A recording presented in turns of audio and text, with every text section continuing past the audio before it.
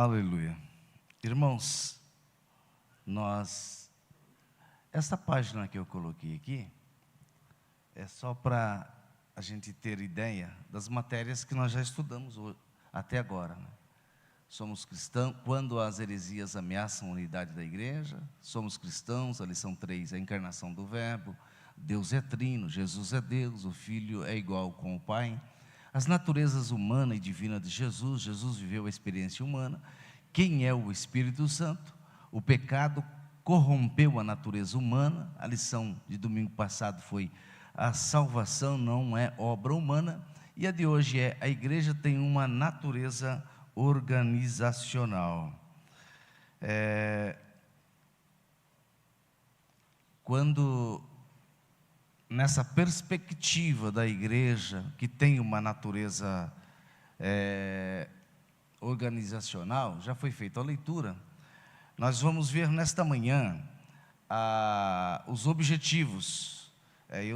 Dificilmente eu vou conseguir enxergar lá, sabe? Meu óculos, por mais forte que ele seja, eu não consigo enxergar lá. Eu tenho que olhar a minha retaguarda. Então, nossos objetivos é analisar a atuação pastoral de Tito na ilha de Creta, reconhecer a institucionalidade bíblica da igreja e dialogar com a realidade atual a partir do texto que nós acabamos de ler nesta manhã. Já a partir daí, nós já adentramos a nossa introdução. Tudo que eu vou falar aqui, meus irmãos, talvez vocês não estão habituados a esse sistema, mas tudo que eu vou falar aqui está na revista da Escola Bíblica Dominical. Vocês podem acompanhar aí, certo? Lá está escrito também introdução, e a grande questão é que eu às vezes faço alguns ajustes para que a gente possa compreender ou que fique melhor para mim, para com os irmãos. Então, quando nós, ao lermos o texto que nós lemos hoje na introdução, a gente tem uma ideia de que a igreja seria apenas um organismo vivo, como a gente sempre tem ouvido falar. A igreja, ela é viva, ela é um organismo vivo. Nós só pensamos no aspecto espiritual, e no aspecto espiritual a gente tem razão. Quando a gente olha para este conceito de organismo vivo, e a gente imagina uma igreja sem um outro viés, sem nenhum outro aspecto que nos direcionaria para as questões humanas, para aquelas questões do nosso dia a dia, para aquelas questões que nós conhecemos, ou para os empresários, montagem de uma empresa, montagem de um serviço, ou seja, o aspecto seria somente espiritual. Então a nossa pergunta seria: existe compatibilidade entre igreja, organismo e organização, ou não há compatibilidade? Existe, portanto, uma incompatibilidade em relação a esses três termos? É possível fazer um casamento da igreja com organismo e com organização?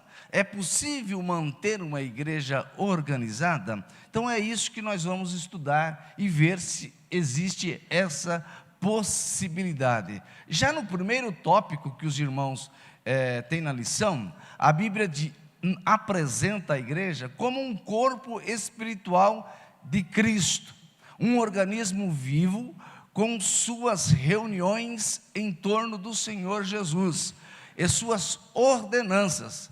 Por outro lado, é também uma organização, uma congregação, uma assembleia com sua forma de governo. Por que eu disse que na primeira visão, no primeiro impacto, a gente tem o pensamento de a igreja simplesmente é um organismo vivo, como nós conhecemos, a igreja que vai ser arrebatada. 1 Coríntios 12, 27 diz assim: ora, vós sois o corpo de Cristo, e cada um de vocês é membro deste corpo. Então, a partir daí, a gente começa a ter uma visão diferenciada a respeito do corpo e dos seus membros. E no aspecto espiritual, nós pensamos assim: bom, se eu estou na igreja, se eu sou batizado, se eu sou membro logo eu já estou inserido no corpo de Cristo. E nessa inserção, eu não preciso de algo organizado, porque em si, o corpo de Cristo ele já é organizado. Depois, no final da lição, nós vamos entender que os adeptos desta ideia perderam espaço no aspecto de que não há necessidade de que a igreja seja organizada. 1 Coríntios 6:15 diz: vocês não sabem que os seus corpos são membros de Cristo? Tomarei eu os membros de Cristo e os unirei a uma prostituta? De maneira nenhuma. O próprio apóstolo Paulo está dizendo essas palavras. Olhando de novo, focando nesse aspecto, a gente vê que aqui há uma visão de que não há como corromper o corpo se ele está em Cristo Jesus. Tanto é que aqui ele diz assim, tomarei eu os membros de Cristo e os unirei a uma prostituta. Ou seja, eu vou corromper os membros do corpo de Cristo, que somos nós que estamos aqui nesta manhã. São os outros irmãos que estão em outras cidades, em outros estados, em outros países. Eu vou então corrompê-los? De maneira nenhuma, diz o apóstolo Paulo. Então, irmãos, acaso não sabem que o corpo de vocês é santuário do Espírito Santo, que habita em vocês, que lhes foi dado por Deus, e que vocês não são de vocês mesmos, vocês foram comprados por um alto preço. Portanto, glorifiquem a Deus com o seu próprio corpo. É o conselho do apóstolo Paulo aos nossos irmãos. Isso aqui foi dito aos irmãos de Corinto, capítulo 6, versículos 19 e 20. Mas eu estou trazendo aqui porque a missão que nós vamos ver daqui para frente, de Tito, é uma missão espetacular e especial. Porque nós precisamos convencer as pessoas de que nós não podemos nos prostituir espiritualmente falando. Nós temos que buscar a santidade a todo custo, ou custe o que custar. Eu tenho que buscar viver em santidade para que eu possa herdar, como todos já sabem, os céus, a glória de Deus, para que eu possa entrar naquilo que nos foi prometido.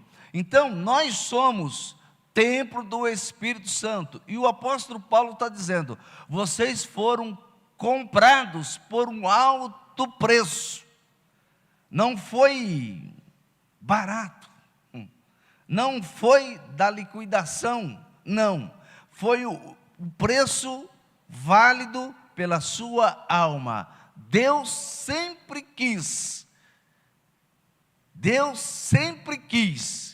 que você estivesse ao seu lado.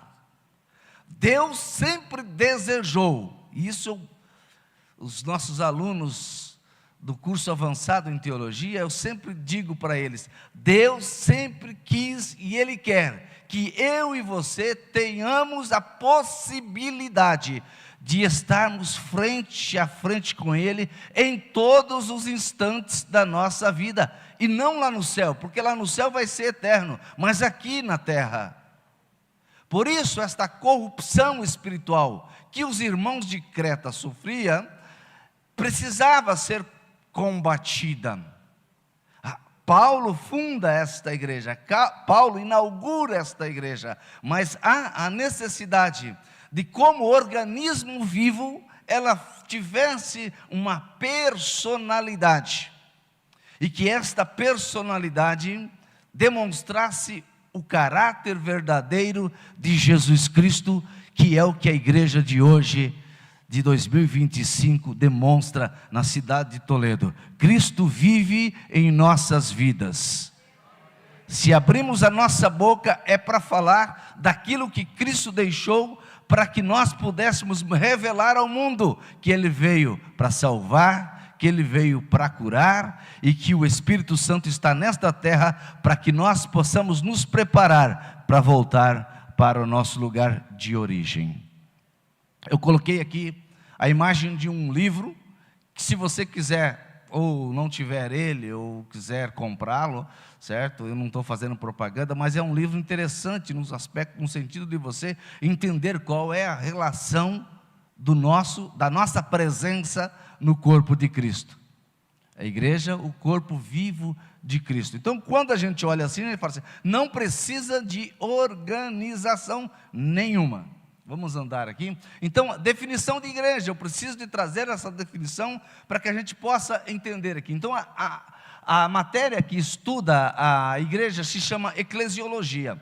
Eclesiologia, então, é essa disciplina que busca entender a igreja em todos os seus aspectos, como, por exemplo, a sua fundação, seus símbolos, a sua missão, e conforme está registrado na Bíblia Sagrada, conforme deve ser erigido um templo. O que você deve fazer para que o templo seja a casa de Deus, aonde as pessoas que precisam, aonde os necessitados possam se achegar até ela e poder receber para si o remédio que ela vem buscar para a sua alma, ser restabelecido outra vez o contato dele com Deus. Então, esta palavra igreja, esse vocábulo igreja é formado por duas palavras gregas, ek, a partir de, ou dentro de, ou para fora de, e klesis,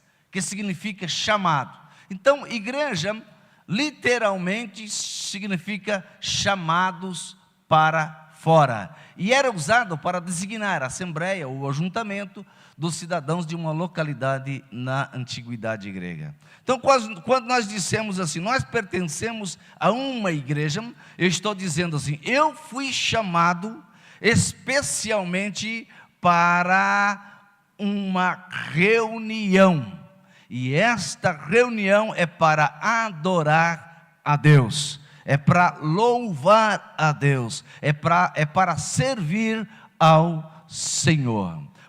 Podemos então dizer que a igreja do Senhor Jesus, ela foi fundada durante o ministério de Cristo e inaugurada no dia de Pentecostes. Eu tenho as referências aqui, não dá tempo da gente ler essas referências, porque o nosso tempo é bem exíguo, né?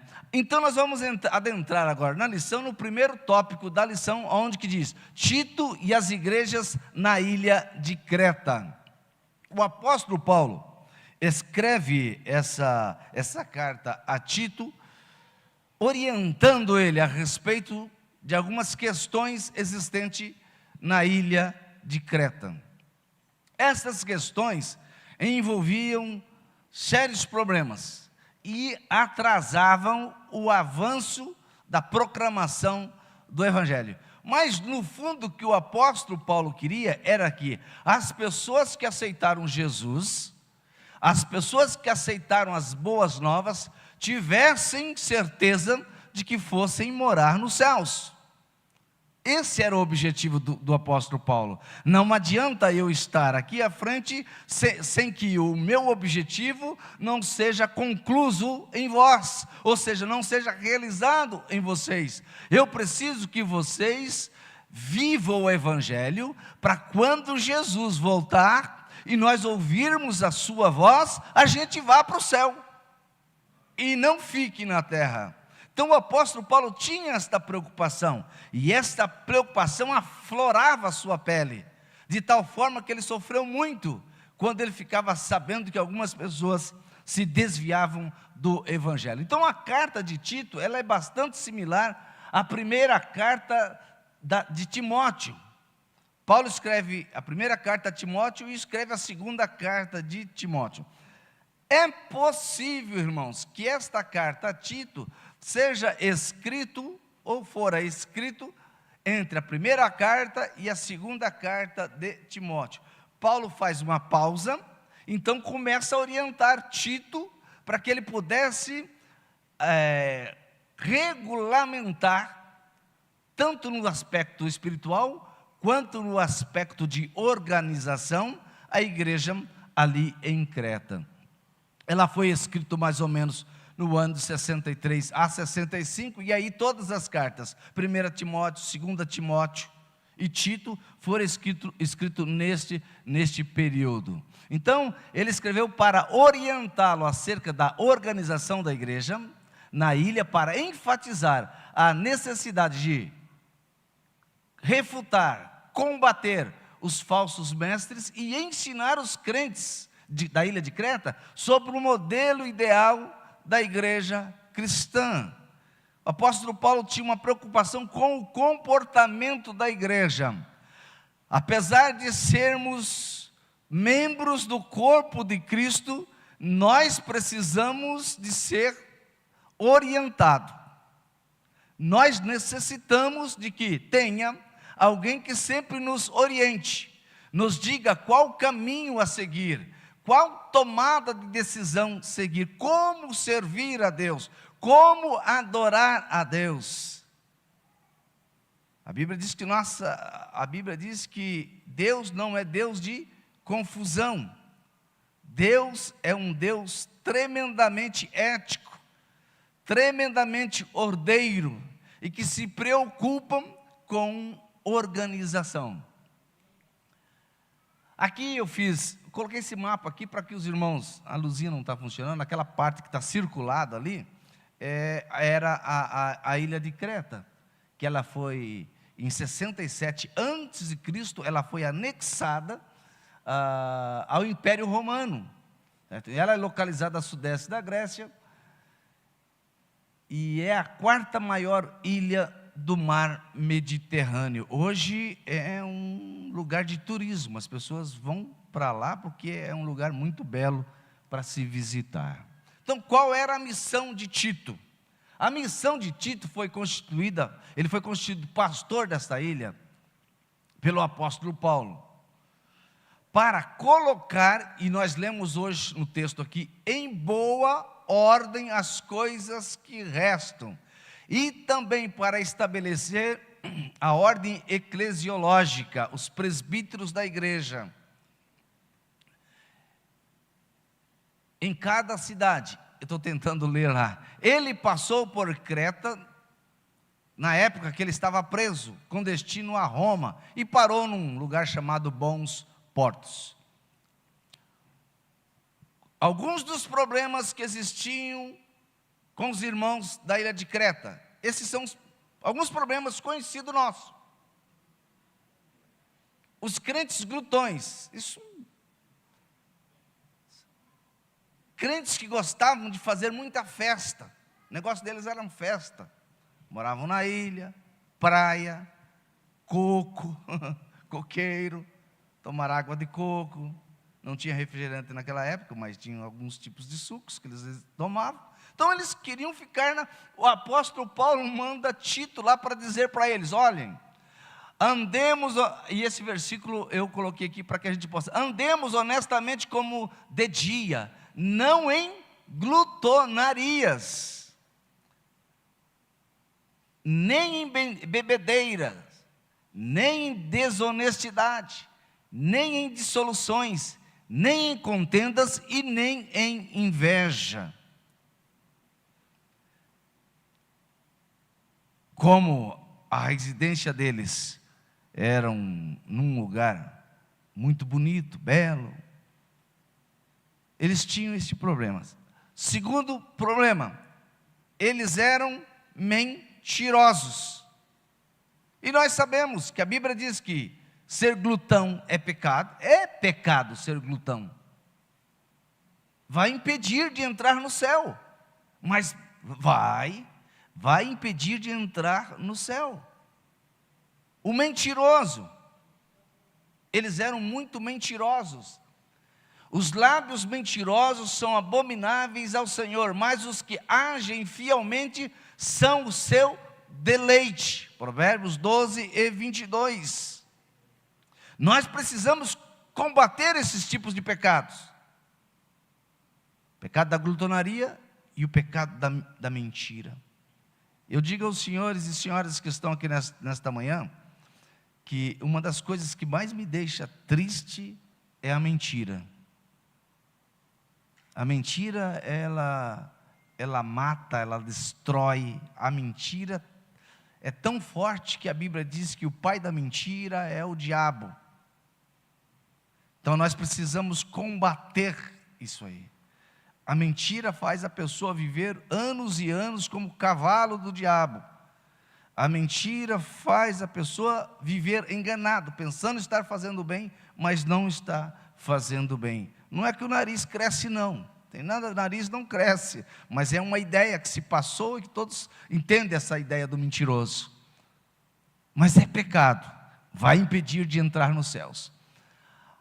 A outra missão que Tito tinha para resolver em Creta era que os seus moradores, os próprios crentes, eles eram violentos, apaixonados pela guerra.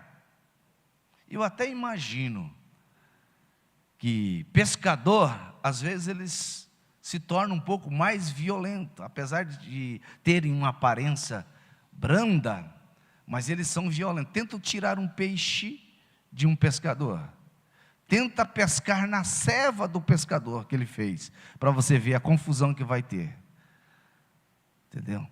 Esse povo, eles eram afeto da guerra, da confusão, e é em todos os aspectos. E a Bíblia diz: façam todo o possível para viver em paz e com todos.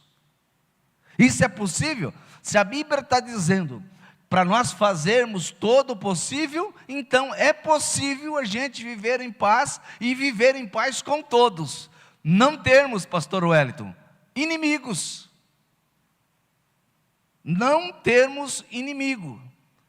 E isso também vai ser problema quando chegar diante do Senhor, o nosso Deus. Outra missão, outro problema dos nossos irmãos da ilha de Creta. Os crentes eram imorais. A imoralidade permeava a igreja na ilha de Creta. Isso aqui parece que a gente veio só para bater, né? Entre vocês não deve haver nem sequer menção de imoralidade sexual, pois essas coisas não são próprias para os santos. Efésios 5:3.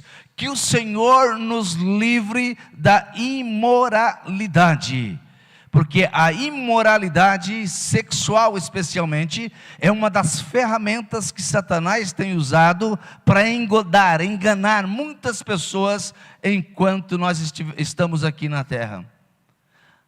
Quando você menos espera, pode cair um raio em sua cabeça, e esse raio trazer consigo essa ferramenta do capeta, chamada de imoralidade sexual.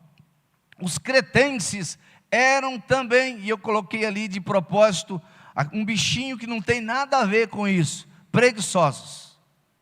Pensa agora num povo que queria sombra e água fresca, preguiçosos. E o apóstolo Paulo observou isso. O apóstolo Paulo dá uma olhada para ele e fala assim: meu Deus, eu não posso me calar diante de tamanha preguiça. Eu preciso resolver este problema. Tito, vai para a ilha de Creta. Eu vou te deixar lá. Veja os problemas que ele vai enfrentar. A Bíblia diz assim: quando ainda estávamos com vocês, nós ordenamos isto: se alguém não quiser trabalhar, também não coma. Ele estava dizendo isso para os nossos irmãos de Tessalônica. Ele já observou que lá já existia um grupo de pessoas que não gostavam de trabalhar. Poucos dias atrás eu vi um vídeo de uma pessoa dizendo assim: eu morro, mas não vou trabalhar. Eu morro, mas eu não vou trabalhar. Misericórdia, entendeu? O preguiçoso não tem parte do reino de Deus. Tem um versículo que diz: vai ter com a formiguinha, ó preguiçoso. Então, se você encontrar um preguiçoso, sai de perto dele, porque isso é contagioso. Isso é mais contagioso do que o vírus que matou muita gente aqui no Brasil. Muito mais contagioso. E quando pega, o cidadão corre o risco de morrer. Você vê ele assentado no banco assim, já está pálido. Não corre mais sangue de Cristo na vida dele. Pastor, o seu chama para trabalhar, não quer nem saber. Eu até fala que vai, mas não aparece. Ele se torna até mentiroso. Aí vai uma sequência de problemas que ele vai enfrentando, que essas são as questões que existiam na ilha dos cretenses. Os crentes faziam uma confusão religiosa, não possuíam discernimento espiritual. Era só os problemas anteriores. Não, eles, certo, viviam cheio de problemas dentro da congregação. Recomendo, irmãos, que tomem cuidado com aqueles que causam divisões e põem obstáculos ao ensino que vocês têm recebido. Afastem-se deles. Quando você ouvir alguém tentando combater no ensinamento que sai deste púlpito, se afaste dele. Peça para que ele ore e busque discernimento espiritual. E saiba que este lugar é reservado para que a verdade seja pregada e ensinada. Confusão espiritual. Não sabe se segue a Baal ou a Deus. Problema seríssimo. Misturando as coisas. Antigamente tinha uma pregação, as pessoas pregavam a respeito daquele negócio de impor as mãos, as pessoas iam caindo para lá, era gente jogando paletó, as pessoas caindo. Uma confusão que você não deu uma melhorada, graças a Deus. Jesus está para voltar realmente, né, pastor? Jesus está para voltar realmente. Logo, logo ele volta e esses problemas ficam aqui na terra. Então existia uma confusão religiosa. E era confusão, não era confusão onde colocar essa cadeira. Quantas cadeiras faltam para a orquestra? Não era esse tipo de confusão, não. Era confusões doutrinárias, a respeito das doutrinas que eram ensinadas. Vamos andar que a missão é grande hoje. Então já terminei, nós vamos passar para o segundo ponto. A institucionalidade bíblica da igreja. E aqui eu coloquei duas fotos especiais. Uma foto do café da manhã que é oferecido pela igreja, da escola dominical, e uma foto aqui da construção que está sendo realizada do novo templo. Por que eu coloquei isso aqui? Porque aqui mostra dois aspectos. O aspecto da alimentação e o aspecto da construção. Aqui a gente começa a ter uma visão de que há uma necessidade de que a igreja não seja somente organismo, como um verme, algo vivo, que não dependa de mais nada, que ele vai continuar existindo. Não. Essa pilha aqui está fraca. Resumo então das orientações que o apóstolo Paulo passou a Tito, para que ele passasse aos irmãos de Creta.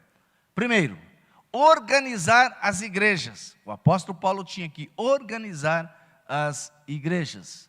Organizar a liderança da igreja. Paulo tinha uma preocupação muito séria com o governo da igreja. Combater os falsos mestres e falsas doutrinas. A liderança da igreja precisa vigiar para que os lobos que estão do lado de fora não entrem, porque basta os que já estão dentro, já para atrapalhar. Então a gente já tem que estar de olho aberto para que os que estão lá fora não venham para acumular, aumentar o número daqueles que gostam de confusão.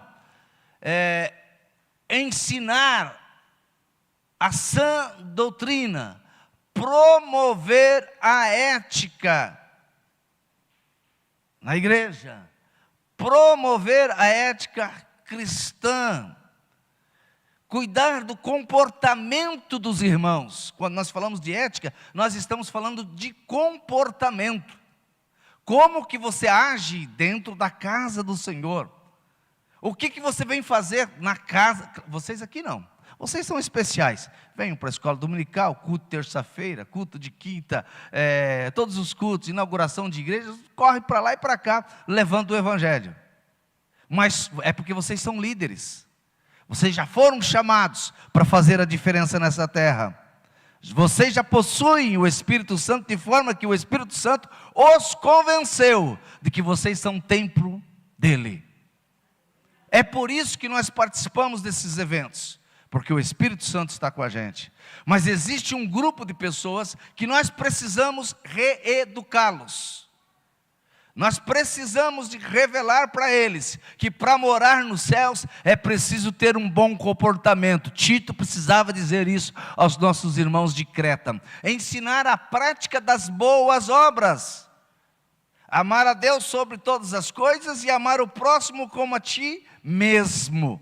A prática das boas obras. Se preocupar com o companheiro. Se preocupar com aqueles que passam necessidades. Tudo isto Tito tinha como obrigação. Também falar sobre a submissão às autoridades da igreja de Cristo. Ela é um lugar de ordem e não de anarquia. Um lugar de obediência e não de insubmissão. Pecado de rebeldia vai deixar muita gente aqui na terra, porque não é submisso aos seus pastores, aos seus líderes. E há uma necessidade de que nós sejamos submissos aos nossos líderes. Na igreja de Creta, todo mundo queria ser cabeça. Ninguém queria ser outra coisa, só cabeça, só líder. Vamos andar? Nessa carta nós encontramos uma orientação para aqueles pastores que estão perdidos e confusos no ministério. Eu escrevo tudo que eu falo, irmãos, no ministério. Alguns estão cansados da obra, enquanto outros vivem na indolência, sem buscar afago na palavra, como está registrado em Timóteo 5,17. Sem vigiar o rebanho dos iminentes perigos, sem apacentar com conhecimento e inteligência o povo de Deus. Também encontramos muitas igrejas que estão em crise. Então temos aqui orientações pastorais que trazem princípios práticos que orientam a igreja acerca do modo correto de proceder diante dos perigos externos e internos. As igrejas são assediadas por falsos mestres e assaltadas por falsas doutrinas. Tem outras que suas energias são drenadas em conflitos intermináveis, que tiram o foco da igreja da sua verdadeira missão, que é adorar a Deus e fazer a sua obra aqui na terra. É para isso que fomos chamados. Não fomos chamados para nos preocuparmos com a cor que vai ser pintada a igreja. Se é branco, se é de preta, rosa, amarela, não, nós não fomos chamados para discutirmos a cor da poltrona que vamos assentar na igreja. Que tipo de corvim será encapado a poltrona? Nós fomos chamados para adorar a Deus, é o que estamos fazendo nesta manhã. Aleluia! A igreja como instituição, uma instituição divina que veio à existência pelo poder de Deus, mas que coube aos homens institucionalizá-la ou organizá-la, trazer ela para a sociedade contemplar que o reino de Deus é organizado. A igreja como instituição, o contexto da epístola dá a entender que o relaxo e o descuido em que estavam as comunidades cristãs da ilha de Creta era reflexo da cultura da região. Olha o problema sério que Tito iria enfrentar ali. Não era algo meramente exposto num jornal, ou que dizia que... Não, era algo que estava impregnado na cultura daquele povo. Faziam automaticamente. E agora o Tito tinha que levar uma nova cultura de transformação para que a adoração a Deus fosse verdadeira. Terceiro, a organização formal. Tito tinha que se preocupar com isso. O Novo Testamento mostra a igreja como uma organização formal. Para aqueles que acham que ela é apenas organismo, que é apenas o corpo de Cristo, que ela é apenas a noiva do Cordeiro, que ela já está salva, salvo uma vez, salvo para sempre, e amém, ponto final, acabou, não precisa se preocupar, organismo vivo. Mas nós temos um antídoto para mostrar para eles que não, que o nosso Senhor é Deus de organização, que nós não necessitamos viver debaixo de árvores, se bem que pode congregar, fazer um culto debaixo de uma árvore, debaixo da ponte. Jesus, Deus, não nos chamou para vivermos debaixo da ponte, Ele nos chamou para adorá-lo no templo, para nos preparar para ir para um lugar que é totalmente especial. Nós não somos andarilhos nesta terra, nós somos embaixadores do Senhor nosso Deus. Então o Novo Testamento traz uma igreja que existia uma prática formal. Ela tinha dias de cultos estabelecidos, uma liderança centralizada. As igrejas estavam subordinadas à igreja mãe, semelhante como funciona a nossa igreja.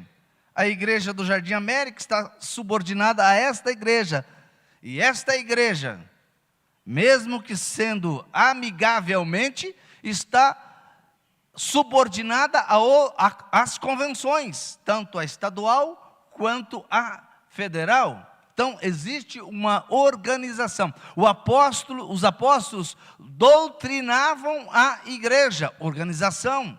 É preciso mostrar para eles que nós temos um destino e que existe organização para entrar nesse destino. Não se entra de qualquer forma lá.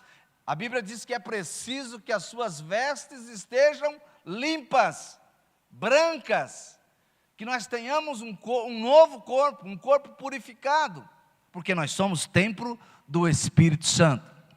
Havia instituição de liderança. Verificava-se as qualificações dos candidatos ao ministério. Foi lido aqui.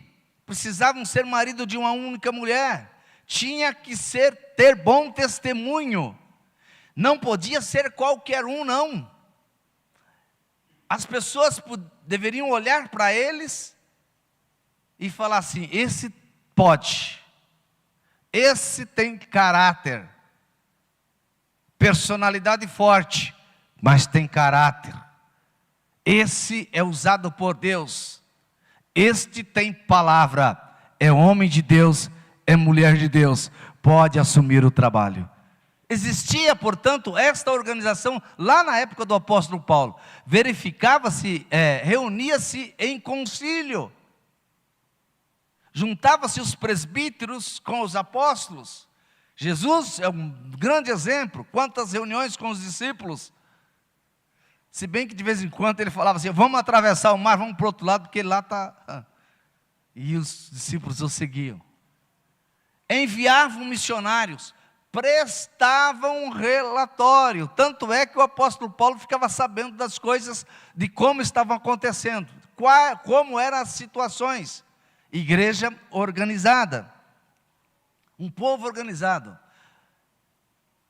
tinha objetivo, a glória de Deus, era regido por leis, a lei de Cristo, assim como toda organização possuía membros. Tanto é que o apóstolo Paulo diz para Tito: você vai lá, separa alguns e dá a orientação para ele a quem que ele deveria separar, para serem presbíteros, para serem diáconos, porque os membros precisam ser orientados. A igreja como organização, irmãos, ela é visível, local, é humana, temporária, é imperfeita, tem defeitos, tem problemas, comete erros e pode desaparecer. Eu ajudei a evangelizar a cidade de Maripá. A cidade de Maripá, numa época, teve templo, teve igreja, e daí resolveram e venderam o templo, venderam a igreja. E depois nós tivemos que retornar lá para evangelizá-la, para evangelizar a população, para construir uma outra igreja, e para ela ser o que ela é hoje. Hoje é campo ministerial, na cidade de Maripá. Então, a igreja pode desaparecer como organização, mas como organismo não, ela não desaparece. Aleluia, amém? Como organismo ela não desaparece, ela é viva. Eu faço parte desta igreja que é viva. Você faz parte? Diga amém. Aleluia, glória a Deus. Como igreja, organismo, a igreja é um organismo vivo, é dirigida pelo Espírito Santo, é a noiva, é a lavoura, é o edifício santo, é invisível, é universal, é divina, é perpétua e ela é perfeita. A igreja de Cristo, ela é perfeita. Ai daquele que tocar com um dedo na igreja de Cristo, nas meninas dos olhos de Deus, que é a igreja. Ai daquele que tocar na noiva do Senhor. Ai daquele que tocar naqueles que foram chamados, que estão sendo preparados para viver a eternidade com Cristo Jesus. Ai daqueles que tocarem naqueles que dão glórias a Deus, exaltam o nome do Senhor, fazem evangelismo, distribuem folhetos, pregam o evangelho de transformação de vidas. Ai daquele, vai pagar alto preço juntamente com o diabo, o grande inimigo da igreja. Deixa eu correr. A igreja é uma instituição divina que demanda uma organização institucional. Aqui está a fachada do novo templo, da nossa nova casa. Isso demandou arquitetos, engenheiros, desenhistas, idas e vindas no escritório, apresentação de CNPJ, apresentação do CEP da igreja, organização institucional. A igreja precisa, e coube aos homens, fazer essa organização. A questão atual é que nós possuímos um desafio: pregar ao mesmo tempo que nós somos organismo vivo, independente, e que o diabo não toca nesse organismo vivo. Algumas ovelhas se desgarram, mas o pastor deixa as 99 no aprisco e vai atrás daquela que se desgarrou e atrás de volta para o aprisco. E ser igreja, templo, organização, na época que nós estamos vivendo.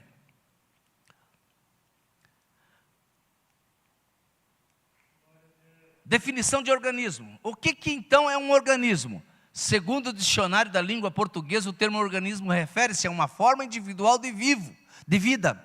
Qualquer corpo constituído por órgãos, organelas, outras estruturas que interagem fisiologicamente, executando os diversos processos necessários à vida. Olhem, se fôssemos para falar sobre isso aqui, nós ficaríamos horas e horas falando da vivacidade que existe em nós, como corpo de Cristo, ligados na oliveira verdadeira, recebendo direto dos céus uma água que jorrou no nosso interior e que faz a gente glorificar ao Senhor, pulando, saltando, dando glórias a Deus, saindo de manhã, vindo para a escola dominical, fazendo a obra do Senhor Jesus Cristo.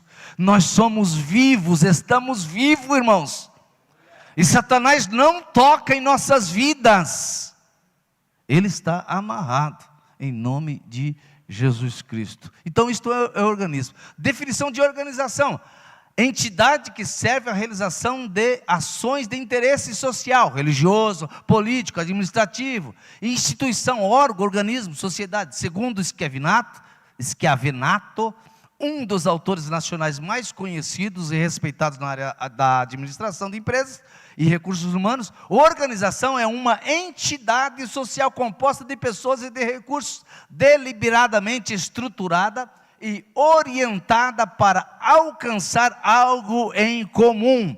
Como organização, nós queremos uma casa para podermos adorar ao Senhor, ajoelhados, de pé, assentados, glorificar ao Senhor. Mas como organismo, nós desejamos os céus.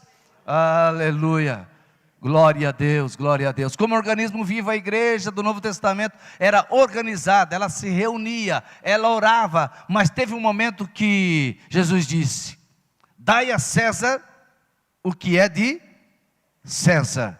Ou seja, se organizem, paguem os seus impostos, paguem as suas dívidas, dê a César o que é de César. Mas como organismo vivo, nada toca a igreja, não devemos nada para ninguém, o Senhor já pagou alto preço, como o apóstolo Paulo disse para nós.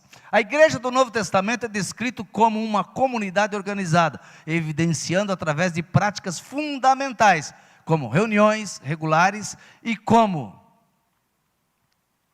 não saiu reuniões de orações que eles faziam constantemente.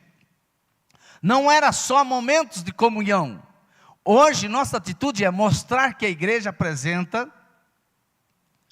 um organismo e uma organização ao mesmo tempo. Essa é a nossa obrigação. Mostrar que se você quiser fazer parte da orquestra da Assembleia de Deus em Toledo, você precisa estudar, se preparar.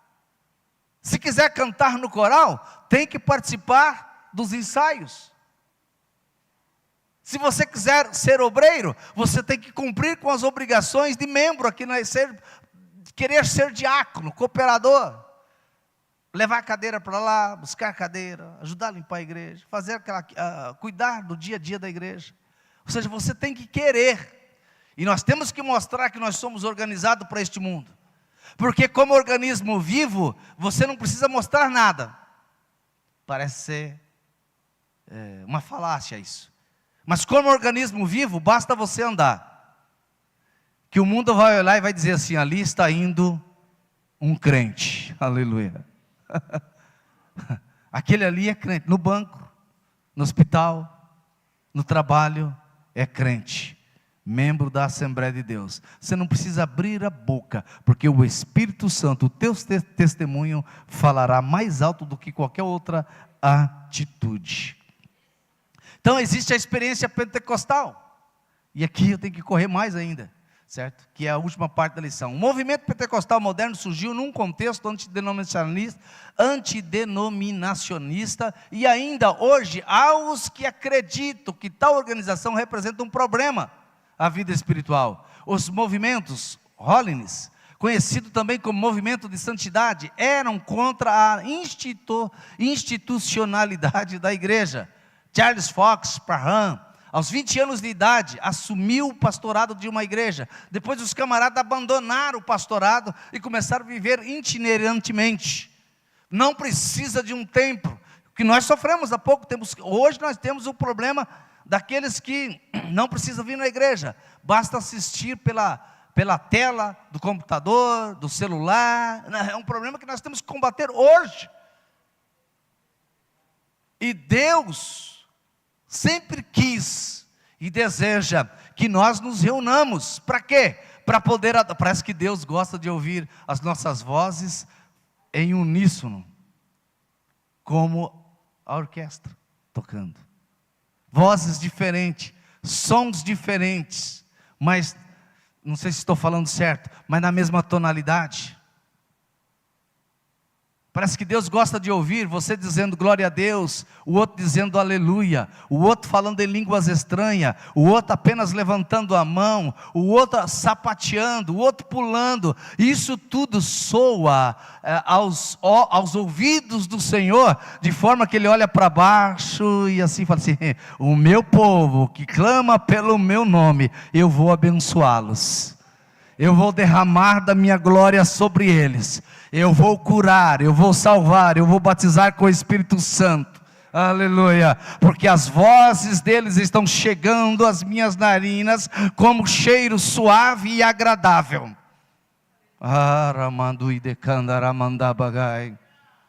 Esse povo abandonaram. Teve um movimento da rua Azusa, que eu não vou entrar em detalhe, depois os irmãos podem pesquisar, mas antes do movimento da Rua Azusa, havia movimentos que buscavam uma vida santa e a restauração dos dons e práticas da igreja apostólica, o movimento da santidade. Eles estavam no caminho certo, mas começaram a se desviar, querendo ser santos demais. Aqueles que queriam organização, uma igreja com pastor, com presbíteros, uma igreja organizada eclesiologicamente falando, eles estavam combatendo. Mas começa a surgir a partir da Rua Azusa uma outra história. O avivamento da Rua Azusa, com esse camarada chamado Seymour, foi quem é o maior expoente deste movimento, nos trouxe uma nova visão do organismo vivo que se organiza outra vez. Organizar, então, é uma necessidade. E não é só uma necessidade no aspecto de igreja, mas de igreja também. É uma necessidade de departamentos serem organizados. É uma necessidade de ministérios serem organizados. Há uma necessidade de que os cultinhos das crianças sejam organizados. Há uma necessidade de que o evangelismo sejam organizados. Todas as características da igreja na atualidade precisam de ser organizadas. É uma necessidade. Então, em 1914, alguns dos pioneiros entenderam que havia chegado a hora de rever o sentimento antidenominacionista de Parham e outros líderes entre os pentecostais, da santidade, que diziam que não havia necessidade. Então, o que eles fazem? Se reúnem e criam o Concílio das Assembleias de Deus dos Estados Unidos, porque havia esta necessidade. Diante do avanço da obra aqui no Brasil, foi necessário também estruturar o movimento pentecostal nosso.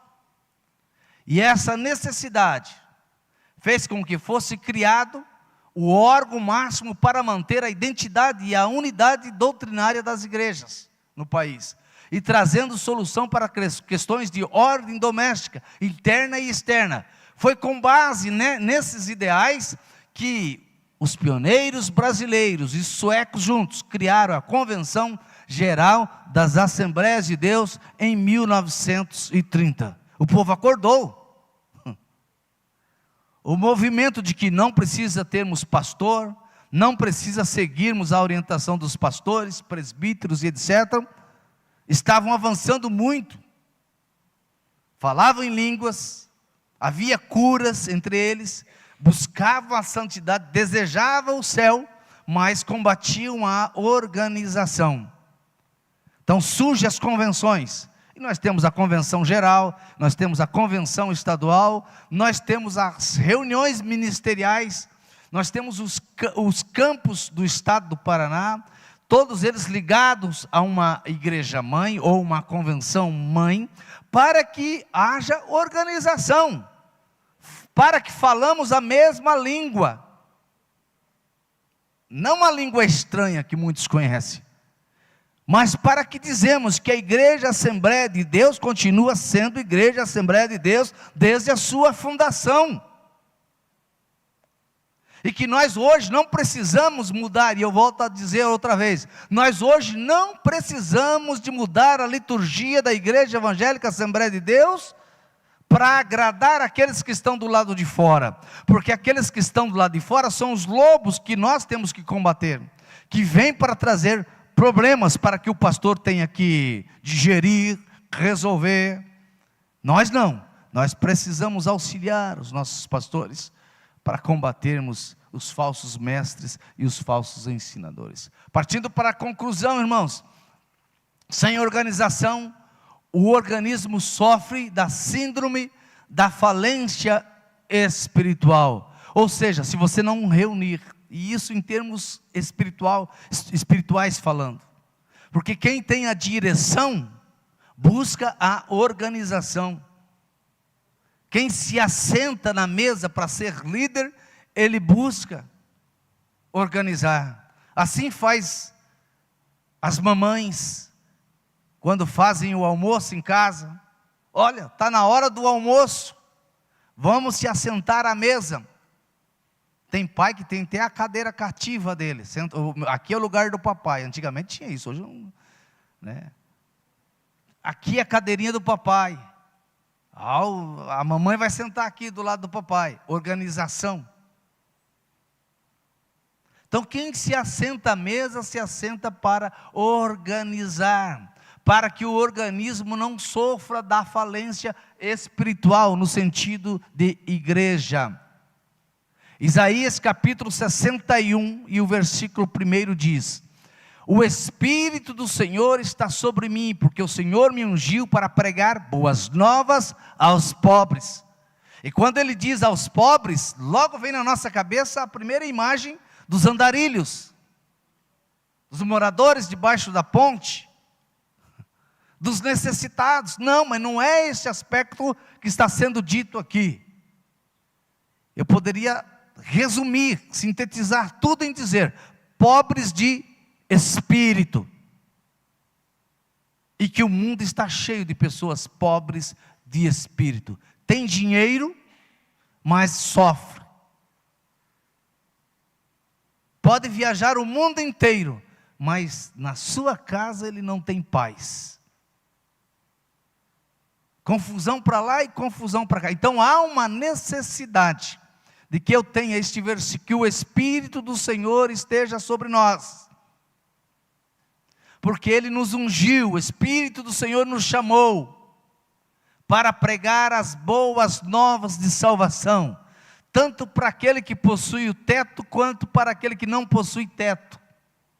Enviou-me para proclamar liberdade aos cativos e abertura das prisões. É para isso que fomos chamados. É para isso que fomos resgatados. Para transformar este organismo vivo numa igreja que tenha CNPJ. Depois que você faz o CNPJ, eu sempre digo o seguinte: tem aquele provérbio que diz: quem casa, quer casa. Quem quer ter igreja, aliás, quem quer ter CNPJ, que tenha igreja. Não adianta você montar um CNPJ simplesmente para ter como ganhar através das assistências social valores para que você possa sobreviver. Igreja não é lugar de sobrevivência financeira. Igreja é lugar para que as pessoas se reúnam para adorar a Deus, para louvar a Deus, para preparar pessoas para ir morar nos céus.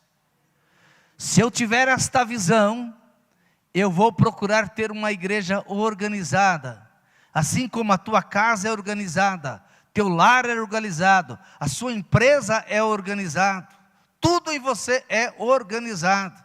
Tem gente que até exagera na organização, aquelas pessoas que tem que andar na linha. A igreja de Cristo é quase isso.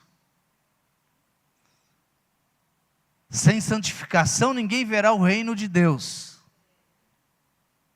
Sem santificação ninguém vai chegar nos céus. Esse termo santificação é processo. Então eu preciso iniciar, eu preciso terminar organizado. Eu não sei, acabou o meu tempo já? Quero devolver ao pastor. Eu ainda teria mais algumas coisinhas aqui para mostrar para vocês. Pode? Mais 5 minutos? Então tá bom. A igreja, irmãos, o que é uma igreja para nós, na nossa sintetização da aula de hoje? A igreja, definição etimológica, então, ela é eclesia, reunião ou assembleia. Na definição teológica, ela é uma reunião de agregados ao corpo de Cristo. Nós fomos transformados em herdeiro dos céus por Cristo Jesus. A fundação da igreja foi na eternidade, realidade da presciência de Deus, no tempo, derramamento do Espírito Santo no dia de Pentecoste. Os fundamentos da igreja, a palavra de Deus revelada no Antigo Testamento, a declaração de Cesareia, messianidade de Jesus Cristo, a pedra fundamental que é o próprio Cristo, o nosso Senhor. Agora o corpo de Cristo possui a missão da igreja: glorificar a Deus, a habilitação do Espírito Santo, conhecida a sabedoria de Deus através do seu corpo, proclamação do Evangelho, edificar os membros na palavra. Essas são obrigações, missão da igreja nessa atualidade. Os membros da igreja eram os judeus, os gentios. A igreja de Deus era os judeus? Não, continua sendo os judeus, os gentios, a igreja de Deus universal e a Assembleia dos Santos.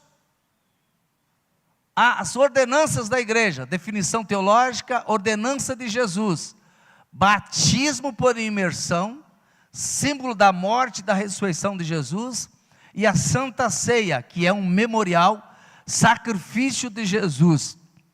É uma questão profética que fala da vinda de Jesus Cristo. Então, irmãos, isso é uma síntese da nossa lição de hoje, para que a gente possa, eu espero ter feito com que os irmãos entendessem que a igreja, como organismo, ela possui essas obrigações, a obrigação de se transformar em organização e ao mesmo tempo levar o Evangelho de forma que produza a salvação, que produza nova vida, que o destino seja o céu.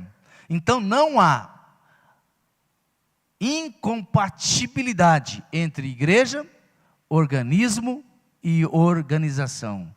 Existe uma congruência entre tudo que nós falamos aqui, porque a igreja do Senhor, ela é organizada, ela possui organização e vai morar nos céus. Que Deus abençoe a querida igreja. Eu já peguei a lição do próximo trimestre, né? Cada um pegue a sua depois, para que a gente possa continuar adorando ao Senhor. Deus os abençoe, irmãos, muito obrigado.